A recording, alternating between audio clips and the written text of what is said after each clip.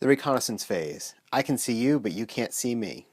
So as we look at the hacker's methodology, you'll remember that the first step we have is reconnaissance, and we talked about the fact that we spend about 80 to 90% of our time in this phase before we actually begin our exploitation.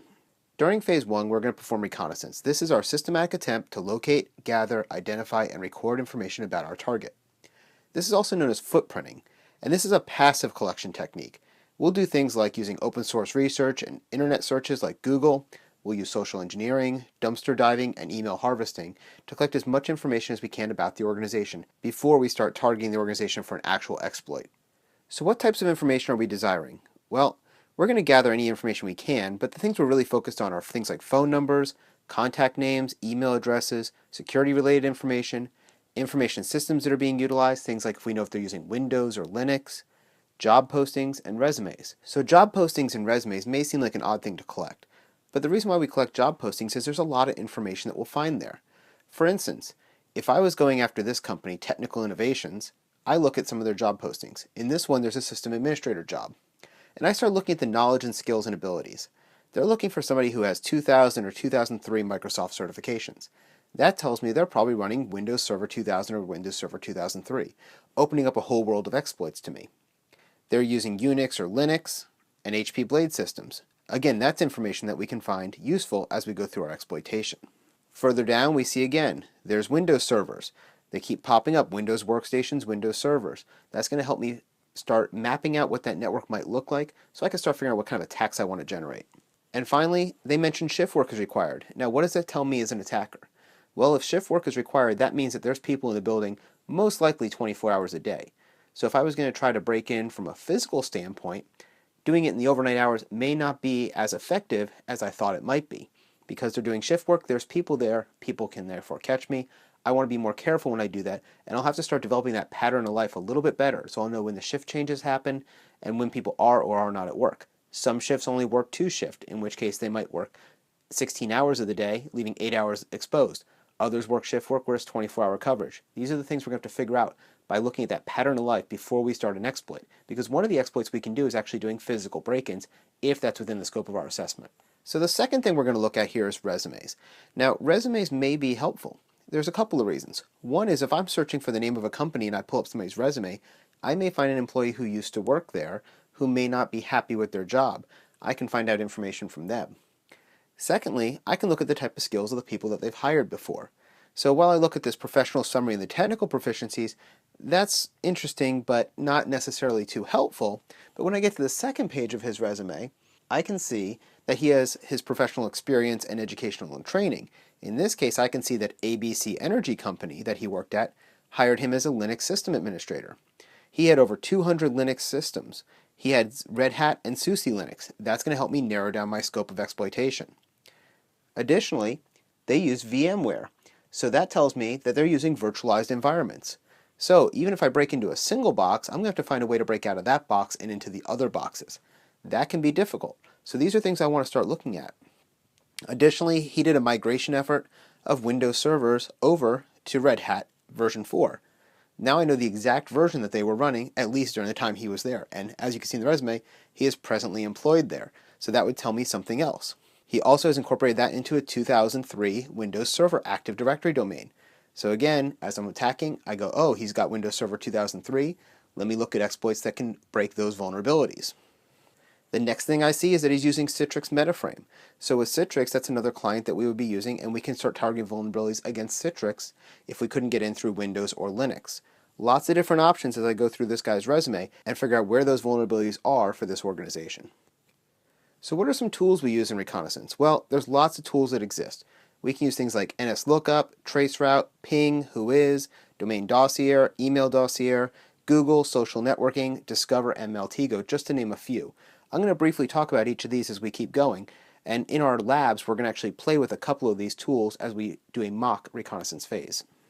The first one we're going to talk about is NSLookup. Now, NSLookup stands for Name Server Lookup, and it resolves a fully qualified domain name to an IP address. For example, if you have my website name, jasondion.com, computers don't understand that. They understand numbers. So if I did an NSLookup of jasondion.com, I'll get back the IP address of my server, in this case 205.172.19.193. This is what we call non-interactive mode. I give it the command and I give it the website and it will give me the information back. There's also an interactive mode. In interactive mode, you just type NSLOOKUP and then hit enter. This brings you up into the interactive mode. At this point, you can set certain types and modifiers. For example, on the screen here you see I set type to MX. That stands for mail records. By doing this, I can search for the mail records associated with youtube.com. As you see there, I got those mail exchangers displayed to the screen. So as I mentioned, there's a lot of different options for NSLOOKUP. And if you want to learn more about it, I'd recommend going and searching NSLOOKUP on the web. You'll get all the details you'll need. For the ethical hacker exam, you will have to know several of these modifiers. For our reconnaissance efforts, because we're going to be limited in scope in our reconnaissance, because we're using a virtualized lab, you won't need to know these in depth. Now another thing I want to mention here is when you do NSLOOKUP, you're actually doing a lookup from your attack platform, in our case Kali Linux, to a DNS server to get that information. If you want to do this anonymously, there's lots of good tools out on the web. One of my favorites is centralops.net. We'll play with that during our labs as well, and this will help us remain passive longer during our reconnaissance phase. So if we use centralops.net, here's an example of what that would look like. You fill in the blanks in the web page, you hit go, and on the right side you'll see our answers came back. You can see that for jasondion.com I was able to find the A record, which is its address, their IP address. I also found its name servers, which can help me if I'm going to do a DNS attack, and I found its mail servers as well. The next tool we're going to talk about is traceroute. And traceroute displays the path between your device, our Kali workstation, and the destination IP address, showing each router hop along the way. So every time I find a router or a firewall, it's going to display that route. For instance, if you do traceroute and the IP address, you'll get those routes in between. If you do traceroute and the domain name, such as google.com, you'll be able to see all the routers and firewalls between your computer and google.com. So the way traceroute works is it's going to increase your time to live for every time you send out a packet. So it's going to send out 3 packets with a time to live of 1. It'll go 1 hop and then fail and send back an error message. Then it will send out the next 3 packets with a time to live of 2. They'll go 2 hops and report back with an error message. And it will keep doing this until it reaches the destination. This allows it to know exactly how many hops it takes, how long each hop takes to get there, and which route it took through the network. Each time a packet passed through a host, a router, or a firewall, it will decrease the time to live by 1 and forward the packet on. When that reaches a time to live of 0, it will actually produce a type 11 error and that packet will be sent back to the sender. Now as it does this and it goes through all of the hops, it's collecting all of this data back with the time to live, and it'll combine that into the report for you to see. 3 timestamp values are returned for each host along the path, and this is actually the delay and the latency it takes. So you can actually determine how long it took to get from my computer all the way to Google and the particular route it took. Now, what does latency tell you? It can tell you what kind of connection the people have. So for instance, if they have a dial-up modem, I know this is really old, but some places still do, you'll have a longer latency, 100 to 150 milliseconds. If you have cellular, it's somewhere around 50 to 150 milliseconds. If you're using satellite, you'll have a very high latency, around 600 to 700 milliseconds. If you're using fiber optic, it'll be a very low latency, 5 to 40 milliseconds. So you'll be able to tell that as you're doing this traceroute, and it can start giving you some more information about the victim you're going after. And here's just an example of what a traceroute output looks like. So for instance, here you see traceroute jasondion.com. You'll see the first gateway, 10.0.2.2. You'll see a couple of series of stars. That's usually a firewall that's not reporting back, but it knows there's something there. And then it continues on through all of the routers, in this case starting at hawaii.rr.com and going all the way down to unifiedlayer.com, which is my hosting provider. Again, going back to centralops.net, they have great tools for us. We can do the same traceroute there, and again that keeps us at that arm's reach. We're not actually touching the server we're going to. We're doing it from centralops server to the victim, not from our computer to the victim in this case. Next we're going to talk about ping. And ping is actually used to check the IP connectivity between 2 network devices. And we often use this in network troubleshooting, but we can also use it in our hacking efforts. So with Linux, ping is actually going to go until it's terminated. When you use it on Windows, it only does a count of 4. So we can do ping and the domain name or ping and the IP address, and it will start telling us, is that distant end up? We use this often in what's called a ping sweep, where we'll start pinging an entire range of networks to find out who is up and who is down in that range of IP addresses. Here's an example where I'm pinging again my server, jasondion.com. I did it for a count of 6, and you'll see that it responded. It sent out 64 bytes each time. It responded back with the IP address, and the time to live decreased by 1, and the time of how long it took, in this case, about 99 milliseconds. And once again, we can go back to central ops and do this from an arm's length distance. We can do it the same way. We'll tell it the domain we want to go to or the IP address, how long to wait for a timeout, how many hops is too many, how many packets to send, and the data size.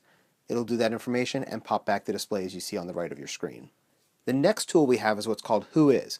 And what Whois does is it provides us information on the domain name owner. So we can get things like the server address, the owner's name, their physical address, their phone numbers, and how to contact them. Why might this be helpful to us? We can use this to develop a successful social engineering attack against them. For example, if we know who their web hosting provider is, we can craft an email to the owner of the domain that says, your website domain is going to expire. Click here to renew. And if they click there, we can use that as a way to get into their networks. So here's just a simple whois command, whois, jasondion.com, and up it pops with the information. It tells me the name servers and some basic information such as when it does expire. If I want to get more details, I would go to internic.net and I could put in the domain name there, or again, we can go to Central Ops. And Central Ops has what's called a domain dossier. Domain dossier will actually give us the whois record for the domain and the network, the DNS records like we talked about before, the trace route which we've talked about before, and the addition of a service scan. We can run all of these from Central Ops server, keeping us more anonymous. There's also another function there called the email dossier. And the email dossier is actually going to provide us those mail records we looked at before. It'll do email address validation for us. And we can get the IP and server addresses for those emails, as well as an SMTP connection log. So in this example, I have titancipher@gmail.com. This is an email I use with a lot of hacking competitions for my students. If you notice here, we can go in there, click go, and we'll see what we get. In this case, we see that it has a confidence rating of 3, which says that this passed a validation of the email. It is a real email address. We could see the MX records, and then on the right side, you'll see the SMTP session, where the server from Central Ops actually talked to Google server to validate that that was a good email address. And you can see the commands that were run there. Another wonderful resource we have is Google. Now I know this seems like it's obvious, but there's a lot of information on the internet that's just open source. We can use Google to search press releases, corporate websites, and everything else at once, and the way you craft your commands in Google can really help you become more efficient as you search for this information. There have been numerous books written about Google hacking, including adding things like the file types or adding or subtracting keywords, using pluses and minuses, and operators and or operators. There's lots of ways to do what we call Google hacking and just getting a really good, well-crafted search so that you can find the information you want quickly. What can we find through Google? Well, let's get an example of a PowerPoint file or an Excel file. I can search for that company name and a file type of XLS. That'll pop back every spreadsheet that it can find in Google. I can take one of those, embed malware, and send it out to an employee as part of a spear phishing campaign. It's going to look legitimate because it was a real file from the company and it has real information from the company, but I gave them just a little something extra, which is how I can get myself into the network. Social media. So we all love our social media, but it is truly a treasure trove of information. We have things like Facebook and LinkedIn, Google+, Twitter, Pinterest, Tumblr, and many others. This is really useful in doing social engineering campaigns and spear phishing campaigns against employees, and we can really target who we want. For example, if I can find out that the receptionist has a child at a particular middle school, I can send emails crafted as if I'm from the middle school. If I go to LinkedIn, I can find resumes and history.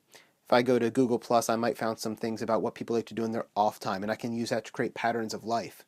Again, these are all different ways that we can start getting more and more information to figure out how we want to attack this network. One of the tools we're going to use in our lab is what's called Creepy. And what Creepy allows us to do is go after networks like Google+ and Twitter. We can actually put in a username or keywords and it will find the tweets and the Google+ entries associated with those. For example, we're going to use Titan Cipher, which again is that made-up account that I have, and there's a Twitter account associated with it.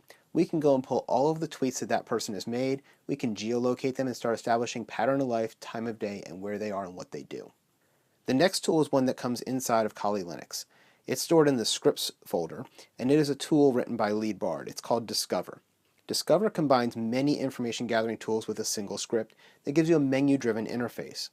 You can run discover.sh, which is a shell script to start the script, and then we can start going through and doing different things with it, such as our recon for our domain, our person, or our Salesforce. We can do scanning. We can use Iceweasel to search websites. We can crack Wi-Fi passwords. There's a lot of tools. There's about 15 or 20 tools all shoved into this Discover script, and it makes your job much easier. And finally, we get to Maltego.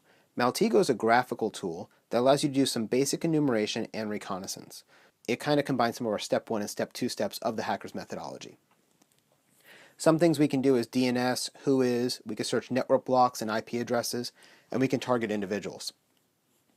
Now the thing I really like about Maltego is it does a really good job of visually depicting the relationships between people, information, and the networks they utilize.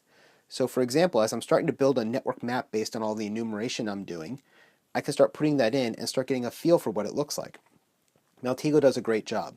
It also can do things based on interactions, kind of like social media. If you think about the old 7 degrees of Kevin Bacon, if I know Joe and Joe knows Mary, then I know Mary by 2 steps removed. Maltego will start showing you those relationships. By building that, it will help me craft better social engineering campaigns and better exploitation. Maltego is also included as part of Kali Linux. So how do we put all this together? Well, at this point we've collected examples of emails, names, phone numbers, server addresses, documents, presentations, and much more. We've even gotten PDF files and Word files and Excel and PowerPoint, and we can embed malware into those. We can use real employee names, positions, and writing styles to mimic their emails. We can take all that and conduct a really realistic spear phishing attack. Or, if I have a domain name, for instance, I own titancipher.com for my hacking competitions, I could also buy titancipher with a y.com. Now if I have that one, I can use that as a watering hole. I can make it look just like the original titancipher.com, but embed malware in there. That way, when people come to go to titancipher.com, if they mistype it, they go to the incorrect site. So for instance, if you had Google with 3 O's instead of 2 O's, or Yahoo with 3 O's instead of 2 O's, something like that will allow us to have similar domain names that people can get mistyped and go over to us. Also, we can identify subdomains. If we find developer sites or mail servers, those are possible keys for exploitation, especially if we can find something like a developer site, because developer sites tend to run beta software as they're developing things, which mean they have more bugs and more vulnerabilities. These are just some of the ways that we can find a foothold into the network. Next, we're going to put some of these tools in action, and we're going to play with them in the lab environment.